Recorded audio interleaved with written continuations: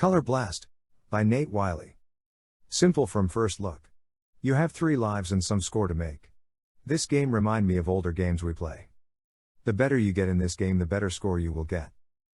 In terms of programming, basically, what you do in a game is move elements on the screen with some rules. Of course, there is a lot more than that.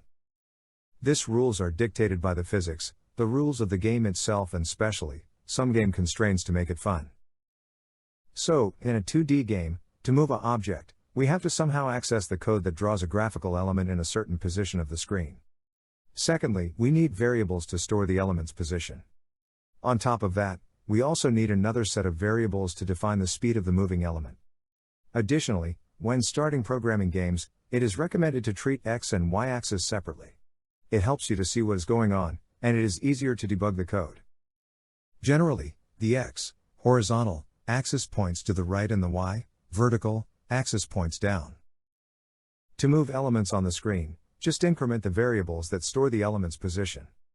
This increment is the velocity, which is added every frame and stored again at the position variables.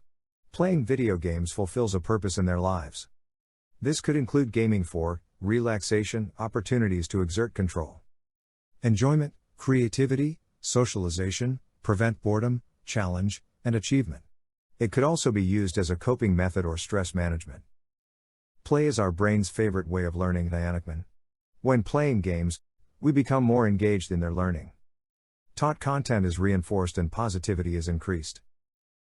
We can become very competitive in the games, especially boys.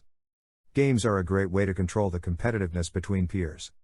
By using games, we can compete against each other whilst playing a game, then support each other during other learning activities.